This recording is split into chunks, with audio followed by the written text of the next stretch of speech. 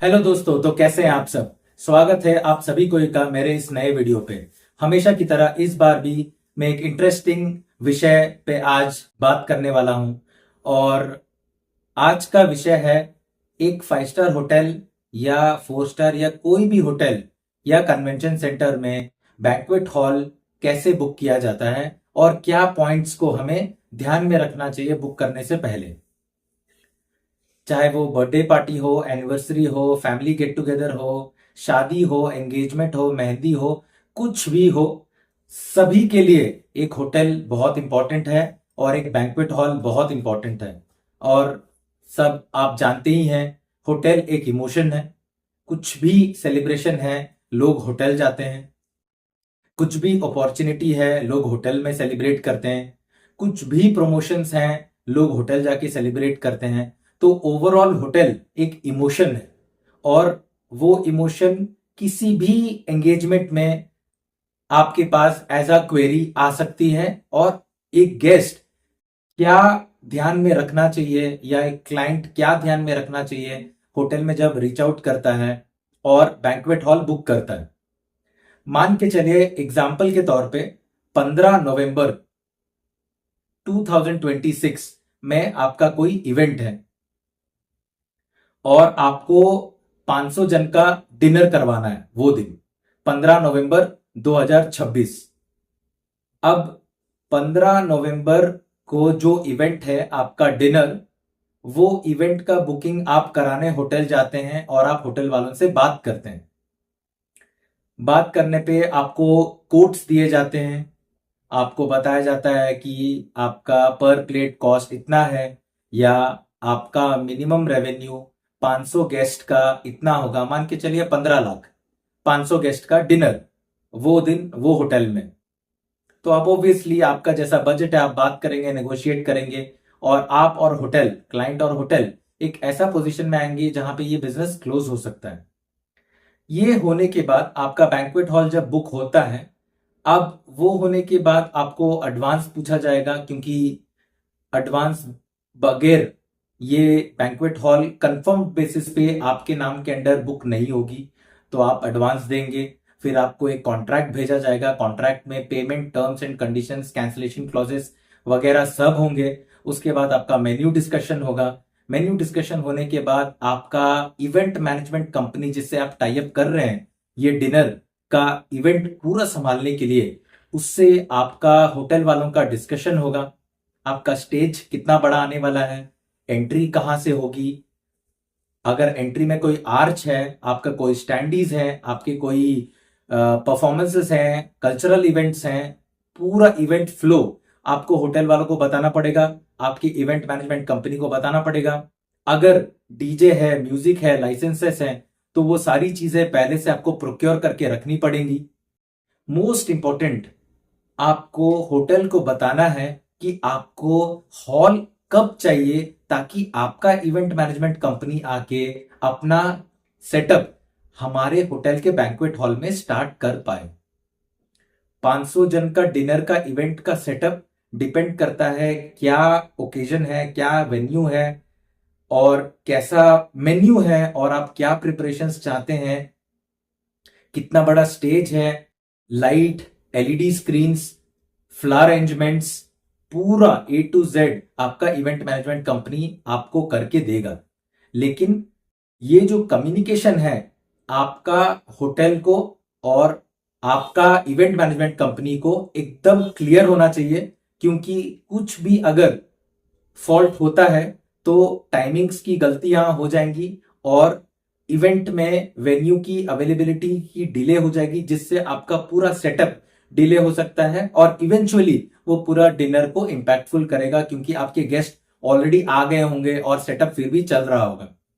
As a owner, as a client, as a family आप ये नहीं चाहते कि सब चीज इतना मेहनत करके, इतना पैसा खर्च करके लास्ट मोमेंट में जब आपको ये चीज की क्लैरिटी नहीं है कि होटल वाला आपको वेन्यू कब देगा और आपका इवेंट मैनेजमेंट वाला आपका होटल का वेन्यू में सेटअप कब से स्टार्ट करेगा, ये बहुत इंपॉर्टेंट है। आज का वीडियो इसीलिए है कि ये as a family, as a client आप प्लीज जान लीजिए। होटल वालों से पूछिए कि आप 14 नवंबर को होटल वाला आपको ये वेन्यू कब देगा क्लाइंट को। उस हिसाब से आप कमिटमेंट दीजिएगा इवेंट मैनेजमेंट कंपनी को कि इतने बजे हम आपको दे पाएंगे वेन्यू, और आपको सेटअप पूरा करना पड़ेगा, क्योंकि वो भी आपसे पैसे ले रहे हैं और होटल वाला भी आपसे पैसे ले रहा है।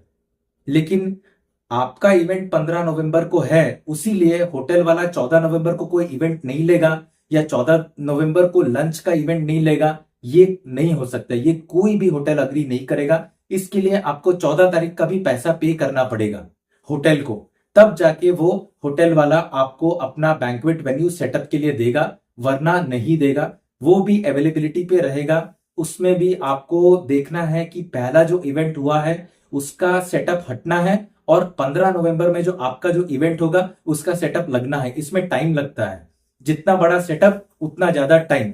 तो उस हिसाब से इवेंट मैनेजमेंट कंपनी, क्लाइंट और होटल को मिलके एक टाइम डिसाइड करके एक जो कमिटमेंट है उस पर रहना पड़ेगा। ये होटल कभी भी कॉम्प्लीमेंट्री नहीं देगा। आप पूछते हैं कि हमें एक दिन पहले से अपना हॉल दे दीजिए, हमें सेटअप करना है। होटल अपना लॉस क्यों करेगा जब वो इवेंट ले सकता है वो दिन।